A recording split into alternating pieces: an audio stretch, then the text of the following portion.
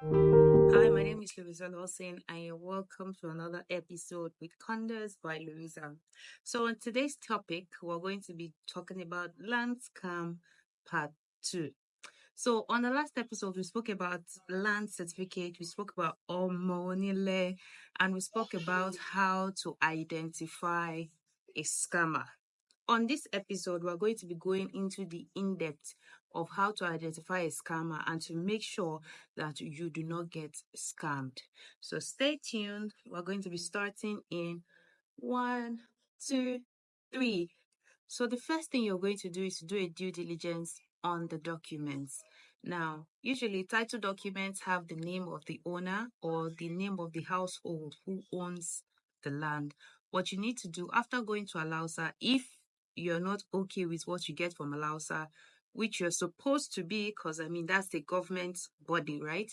So after you go to Alausa and you still want to have some in-depth understanding and do some more research and investigation, as you call it, what you need to do is get the name of the owner and begin to ask around. I tell my clients all the time that agents don't know anything about the property you want to buy. What most agents are concerned about is the money that is coming out of it. You who is putting the money down now need to be extra sure of what you're doing. So you need to do your due diligence. Due diligence is quite simple and quite easy. What you need to do is take the papers or take the name that you can find on the title document and take it to that area and begin to ask. In a land sale like Ibejuleki now, there'll definitely be one person who will tell you that, this land, it belongs to so and so person. And second thing you need to know is if the person is rushing you to pay. When they are rushing you to pay for land and stuff, just know that sometimes the rush is for a good reason, maybe because there are other people that want to buy. So don't get it wrong. But there are certain types of rush that they rush you to Oga, if you no pay, person go pay. So another thing here is to make sure that the person who you're buying from, the real estate company you're working with, is a registered real estate company. Sometimes these real estate agents can connive with these omonile people and sell you a land. So please try and make sure that whatever sale you want to close out on, the real estate company you're working with is a registered real estate company with the CAC. They have their own CAC documents. Another thing to spot a scammer is that the price is always way below. I said it in the last episode. The prices are always too low. Something of 20 million, they'll tell you that come and pay 5 million. They want to run away with your body. So definitely, the small change they can walk away with, they will want to walk away with it almost immediately.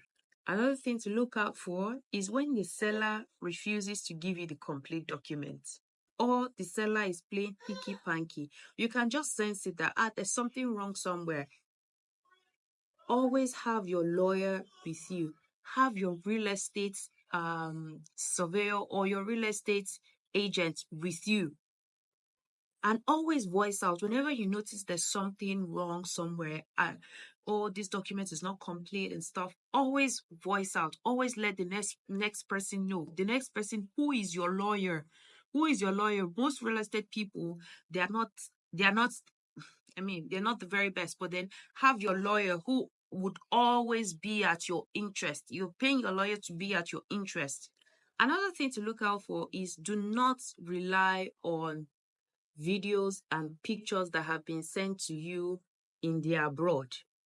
Come to Nigeria. When your brother, your sister, whoever has inspected the property for you have inspected, try and come to Nigeria before making payment for this property. Try and come to Nigeria to verify that everything they said, the location where it is located, everything is correct.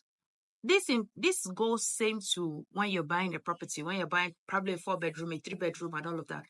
Come to Nigeria, come and know where your property is. It's important. I say this to diaspora investors because every time there's always one person crying on Instagram, one person crying on social media that he gave his brother money to build a house for him.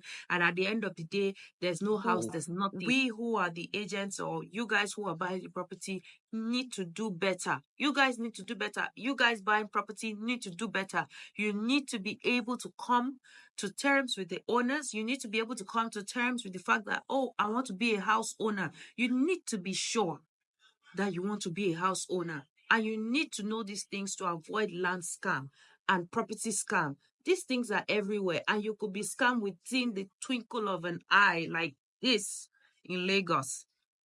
So with these brief insights, I hope that I have been able to take you a step further. On our next episode, we'll talk about something else. This is the final discussion on land scam, and I hope that these few pointers, especially the due diligence pointer, you won't get that anywhere. This is what I tell all my clients, and they can verify to it that this is what I tell them, that they must do a due diligence and go to the property and ask around that this property, see if they come here. This property, if I buy this property, my brother, thief, they enter this place, Yahoo boy, then they arrest them for this place. These are little secrets.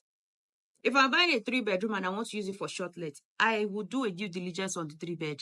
I don't just go ahead and pay.